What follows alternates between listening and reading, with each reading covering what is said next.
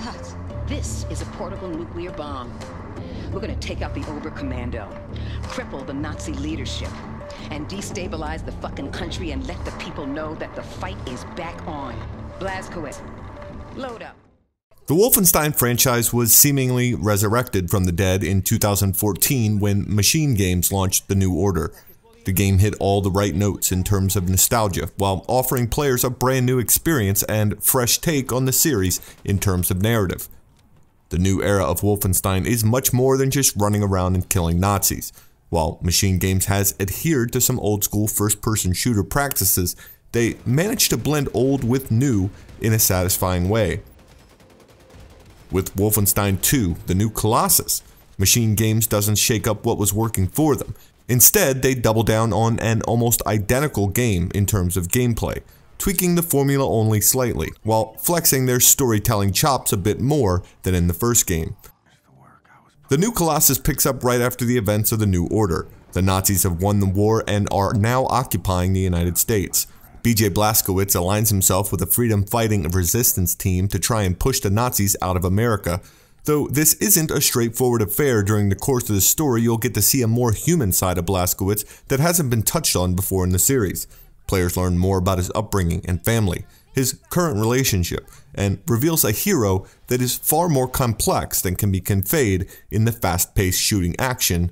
The new Colossus does introduce a branching storyline, taking you back to the moments of the New Order where you choose to save either Wyatt or Fergus. This decision takes place early on in the game and impacts a number of aspects. First and foremost, cutscenes and conversations that you'll see will be totally different if you choose one or the other. Secondly, you'll be granted a powerful weapon that is unique to each timeline and will play a large role in the way that you progress through the game and approach combat. This aspect of the game, the fast-paced old-school run-and-gun action, is very much still intact from the first game.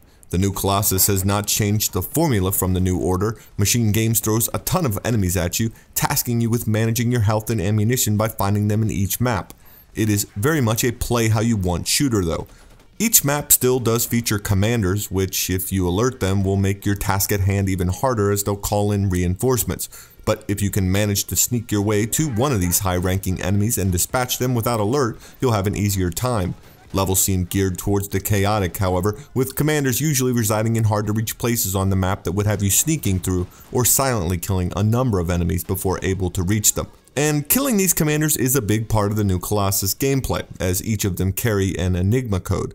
These codes open up new variations on levels that allow you to go back in and take out Uber commanders in assassination missions while collecting death cards and eradicating the Nazi chain of command in America. This can be done in parallel with the main path of the story or after the credits roll. To further this dynamic, Machine Games has introduced a new system of contraptions that Blazkowicz can earn around midway through the game, which complement certain playstyles. There's a stealthy contraption called the Constrictor Harness, which allows you to crawl through narrow spaces. BJ will get smaller, and the contraption has a couple of added benefits. Your regular movement is completely silent, while jumping and sprinting make much less noise, so you can play more stealthily. There are the ramshackles, which are basically shoulder pads that allow you to burst through breakable surfaces like walls and other obstacles. You can also tackle enemies if in full sprint. When using the ramshackles, explosions will no longer knock you to the ground, and you'll be able to throw grenades and hatchets with more power. Lastly is the Battle Walker, and these are essentially a pair of stilts that can be used to gain an elevated position while in combat. Double tapping the jump button, you can extend the legs, and it allows you to reach new heights or fight enemies from an elevated position. The Battle Walker also has a quick draw perk which slows down time when selecting weapons through the wheel. Players will also get a health boost when killing an enemy with the Battle Walker enabled. When these items are first introduced, you'll only have the opportunity to pick one, but you can acquire all three by completing side missions from the game's main hub, a liberated submarine called Ava's Hammer. This aspect of the game is the one that's changed the most from the New Order to the new Colossus. Its implementation makes for more dynamic levels and multiple ways to complete objectives. However, our first pick, the stealthy contraption, seemed a little unpolished, as it was sometimes hard to discover the best ways to use it. Even when you did know exactly where to go with it, it would be hit and miss on whether it would work. The Battle Walker is also a little iffy. as you have to double tap to jump, and it's not quite clear which heights you can reach and which you can't. The ramshackles did seem fairly straightforward. Busting through walls was never a problem. The new Colossus has a ton to uncover if you're into exploration and looking for full completion of the game. The most important of these hidden items are the weapon upgrade packs that allow you to further improve BJ's weapons. This offers things like extended magazines, scopes, and more powerful charged attacks. Wolfenstein is by no means a walk in the park unless you're playing on the easiest of modes, and these upgrade kits are essential for tackling the waves of different enemy types as the game progresses. Aside from these, though, there are less important flavor items and collectibles that are literally tucked away in every corner of each map. Levels themselves feel a little bit more dynamic than the previous game, with numerous routes to take, and reward for exploration are these collectible items. With bigger, more labyrinth-like levels, there are times where things can get confusing, and the in-game objective marker is a bit of a crapshoot. Oftentimes, this important guide is hard to locate in the sea of on-screen action, as it's faint in comparison. The new Colossus tries to walk a fine line between holding the player's hand and telling them exactly where to go, and letting them explore a little bit to get there. The only downside is if you run into a situation where you're stuck looking for your next place to go, which happened to us a handful of times in the game, it breaks the feverish pace, if only slightly. Machine Games does do a better job this time around in introducing a more fleshed out group of characters in the new Colossus. Ava's hammer plays home to the American resistance, and there you'll find some old favorites from the original game, as well as a couple of new groups that have been recruited for the cause. There's a blatant inclusionary tone here, as Machine Games breaks away from tropes to offer a well-rounded, ragtag group of freedom fighters from all races and genders.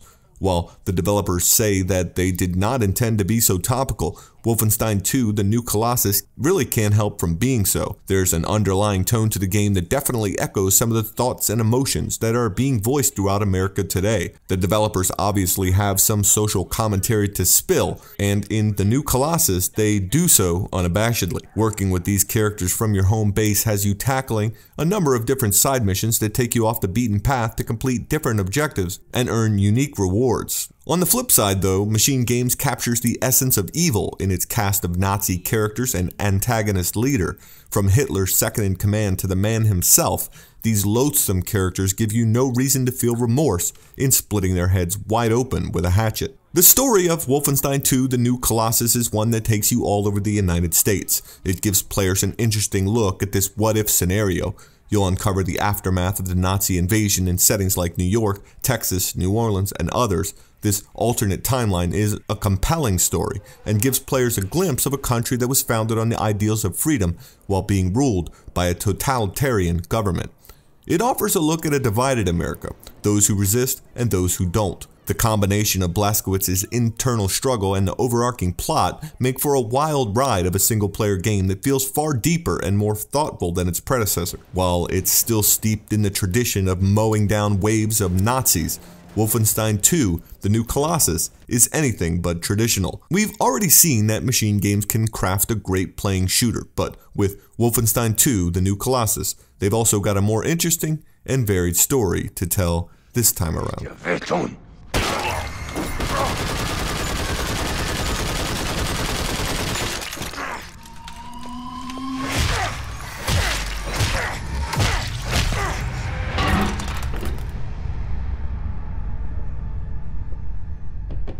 Is that what you wanted? Is that what you had in mind? You Nazi assholes. Because that's all you're getting. Wunderbar, wunderbar. Habt ihr das gesehen, Helene? Wie geboren für die Rolle. Oh, wird mein Platz gewinnen. Oh Gott! Er ist mehr als perfekt.